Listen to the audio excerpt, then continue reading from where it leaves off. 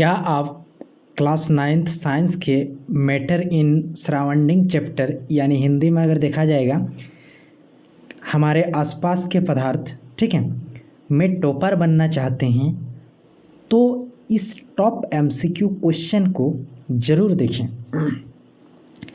जो एग्ज़ाम में बार बार पूछे जाते हैं। मतलब आज वो क्वेश्चन हम आप सभी के समझ बताऊंगा जो एग्ज़ाम में बार बार रिपीटेड क्वेश्चन है। ठीक है, मैं अशोक सर और आज हम करने जा रहे हैं इस चैप्टर के सबसे इम्पोर्टेंट एमसीक्यू क्वेश्चन, उसकी सही जवाब और रीजन एक्सप्लेनेशन के साथ, ताकि आप एग्ज़ाम में 100% स्कोर कर सकें। ठीक है, तो लेट नहीं करते हैं, चलिए शुरू करते हैं। ठीक है, तो चलिए देखिए, अगर बात करेंगे तो ये आपका चैप्टर 1 का, ठीक है, यानी 9th क्लास का जो भी आपका चैप्टर 1 है उस चैप्टर 1 का शुरू करते हैं। ठीक है, तो देखिए हमारे आसपास के पदार्थ, अगर इसका बात करेंगे तो इस चैप्टर का नाम क्या है, हमारे आसपास के पदार्थ। ठीक है, चलिए इसका टॉप एमसीक्यू क्वेश्चन के बारे में बात करते हैं जो आपका एग्जाम में मोस्ट रिपीटेड क्वेश्चन है। ठीक है, चलिए सबसे पहला क्वेश्चन ये रहा आपका स्क्रीन के सामने। ठीक है, चलिए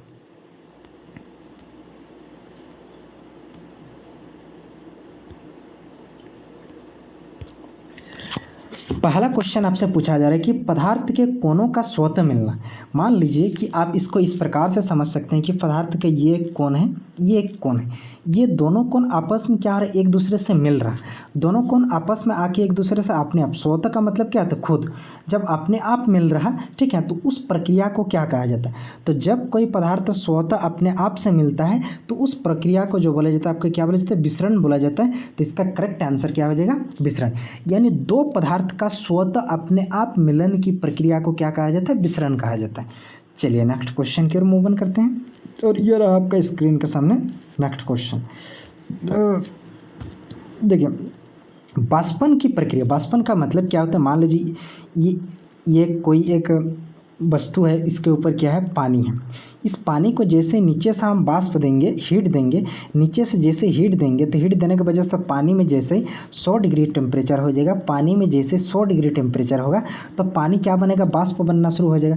तो जैसे वाष्प बनेगा तो मान लीजिए कि कहीं भी वाष्प बनता है यानी वाष्प निकलती है तो उससे हमें रियलाइज़ क्या होता है, मतलब महसूस क्या होता है, तो उससे हमें ठंडा का एहसास होता है। किसका, जैसे कभी कभी देखिएगा कि हमारा शरीर से पसीना निकलता है तो वो हीट की वजह से निकलता है। जब पसीना निकलता है तो उससे हमें कैसा महसूस होता है, ठंडक महसूस होता है। तो उससे हमें क्या होता है, शीतलता महसूस होता है। तो इसीलिए इसका जो करेक्ट आंसर हो जाएगा आपका बी नंबर वाला ऑप्शन करेक्ट आंसर हो जाएगा। ठीक है, चलिए नेक्स्ट क्वेश्चन की ओर मूव ऑन करते हैं, और ये रहा आपका स्क्रीन के सामने नेक्स्ट क्वेश्चन।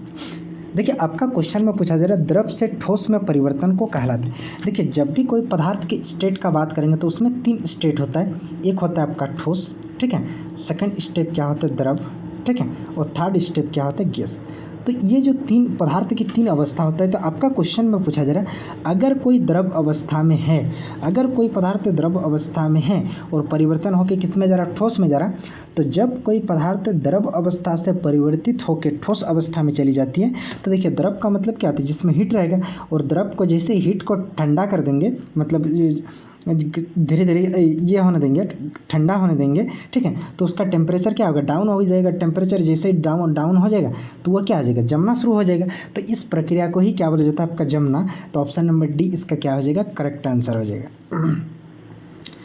चलिए क्वेश्चन नंबर 4 की ओर मूव ऑन करते हैं, और ये रहा आपका स्क्रीन के सामने क्वेश्चन नंबर 4।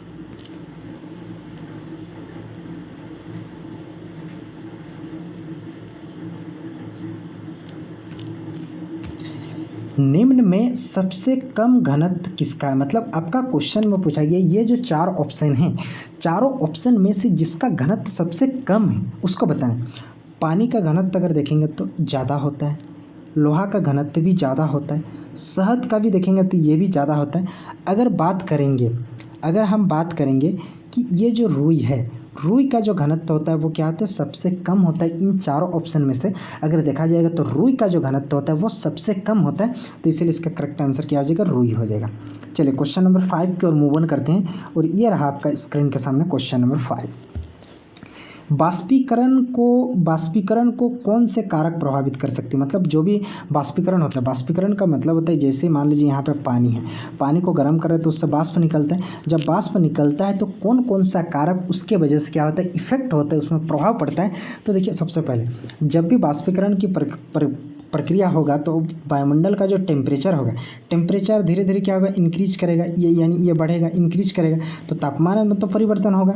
आर्द्रता का मतलब होता है जो भी वायुमंडल में पानी का अंश होता है, नमी, मतलब जो भी वायुमंडल में क्या होता है, नमी का अंश होता है, पानी का अंश होता है। तो जैसे बाष्पीकरण की प्रक्रिया होगा तो आर्द्रता में क्या होगा, कमी होगा। तो ये तो सही चीज़ है, मतलब ये भी, इसमें भी प्रभाव होगा। ठीक है, चलिए नेक्स्ट इसका और दो ऑप्शन देखते हैं। और दो ऑप्शन का अगर बात करेंगे तो देखिए दो ऑप्शन में एक ऑप्शन है वायु की गति में वृद्धि। ऑटोमेटिक है कि वायु का जो टेम्परेचर है उसके वजह से बढ़ेगा और बढ़ेगा तो उसमें क्या हो जाएगा, एयर मतलब गति, मोशन होगा। तो ये भी स्टेटमेंट सही है। तो इनमें से सभी इसका करेक्ट आंसर हो जाएगा, यानी डी नंबर 2 आपका क्या हो जाएगा, करेक्ट आंसर हो जाएगा। ठीक है, चलिए नेक्स्ट क्वेश्चन की ओर देखते हैं। ये मोस्ट इंपॉर्टेंट क्वेश्चन है। भार का एसआई मात्रक क्या होता है? ठीक है, भार का एसआई मात्रक क्या होता है आपसे पूछा जा रहा है। अगर हम बात करते हैं किलोग्राम, तो ये जो किलोग्राम आप देख रहे हैं, किलोग्राम किसका एसआई मात्रक होता है, द्रव्यमान का। किसका एसआई मात्रक होता है, तो किलोग्राम का अगर बात करेंगे तो ये तो द्रव्यमान का एसआई मात्रक हो गया। अगर मीटर का बात करेंगे तो मीटर किसका एसआई मात्रक होता है, लंबाई का एसआई मात्रक क्या होता है, लंबाई का अगर बात करेंगे तो लंबाई का जो एसआई मात्रक होता है वो क्या होता है, मीटर। न्यूटन अगर बात करेंगे तो आप देख लीजिए ध्यान से, ये जो न्यूटन आप देख रहे हैं, न्यूटन एक चीज़ आपका बल का भी एसआई मात्रक क्या होता है, न्यूटन होता है। ऊपर से अगर बात करेंगे तो भार का भी एसआई मात्रक क्या होता है, न्यूटन होता है। तो इसीलिए इसका करेक्ट आंसर जो हो जाएगा वो करेक्ट आंसर क्या हो जाएगा, न्यूटन इसका करेक्ट आंसर हो जाएगा। क्वेश्चन नंबर 7 के बारे में अगर बात करेंगे तो क्वेश्चन नंबर 7 में देखिए, अगर आपका क्वेश्चन में पूछा जा रहा है कि निम्न में द्रव में कौन अनिश्चित होता है। देखिए पदार्थ का टोटल 3 स्टेट बताएं, सॉलिड, लिक्विड, गैस। लेकिन सॉलिड, लिक्विड, गैस, उसमें से आपसे लिक्विड के बारे में पूछा जा रहा है, द्रव के बारे में पूछा जा रहा है। तो द्रव में एक चीज़ याद रखना कि इसका सिर्फ और सिर्फ द्रव्यमान, ठीक है, सिर्फ और सिर्फ द्रव्यमान, और एक चीज़ होता है आयतन। और क्या होता है, आयतन। ये दोनों जो चीज़ होता है ये आपका फिक्स होता है, ये आपका क्या होता है, फिक्स होता है। ये आपका क्या होता है, फिक्स होता है। लेकिन इसका जो शेप होता है, यानी इसका जो आकार होता है वो आपका अनिश्चित होता है। इसीलिए इसका करेक्ट आंसर हो जाएगा ए नंबर 2। ठीक है, जैसे मान लीजिए कि 5 लीटर पानी को अगर हम बाल्टी में रखेंगे तो उसका शेप कैसा होगा, बाल्टी जैसा होगा। वहीं 5 लीटर पानी को अगर हम किसी टब में रखेंगे तो टब का जैसा। तो देखिए पानी का जो द्रव्यमान है वो तो इक्वल है, बट उसका मतलब सिचुएशन में जाने के बाद उसका शेप अलग अलग हो रहा है, इसीलिए इसका करेक्ट आंसर हो जाएगा, उसका शेप अलग होता है। चलिए क्वेश्चन नंबर 8 की ओर मूव ऑन करते हैं। और क्वेश्चन नंबर 8 आपका एग्जाम का पॉइंट ऑफ व्यू से मोस्ट इंपॉर्टेंट क्वेश्चन है। ऊपर से ये रिपीटेड क्वेश्चन है आपका। कौन सा क्वेश्चन है, ये आपका रिपीटेड किया हुआ क्वेश्चन है। चलिए सबसे पहले क्वेश्चन देखिए,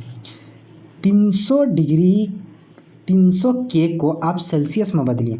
सेल्सियस इक्वल टू फार्मूला क्या होता है, सबसे पहले जान लीजिए। ये आपका केल्विन माइनस 273 क्या होता है, केल्विन माइनस 273। अगर ये फार्मूला आपको याद है, 300 में से 273 को जैसे ही हम घटाएंगे तो आपका कितना आएगा, 27 डिग्री सेल्सियस। कितना आएगा, 27 डिग्री। और यहीं तो इसका करेक्ट आंसर हो जाएगा। तो इसका बात करेंगे तो ए नंबर वाला ऑप्शन जो है इसका 110% करेक्ट आंसर हो जाएगा। ठीक है, चलिए क्वेश्चन नंबर 9 की ओर मूव ऑन करते हैं। क्वेश्चन नंबर 9 के बारे में अगर देखेंगे तो देख लीजिए, निम्न में किस अवस्था में अणुओं की ऊर्जा अधिकतम होता है। मतलब आपका क्वेश्चन में पूछा जा रहा है कि कौन ऐसा अवस्था है जिसमें अणुओं के बीच जो ऊर्जा होता है, अणुओं का मतलब होता है कोई भी पदार्थ का जो स्मॉलेस्ट पार्टिकल्स है उसको मॉलिक्यूल्स के नाम से जाना जाता है। ठीक है, और उस मॉलिक्यूल्स मतलब कौन ऐसे स्टेट्स है जिसमें मॉलिक्यूल्स का एनर्जी सबसे ज़्यादा मैक्सिमम हो सकता है।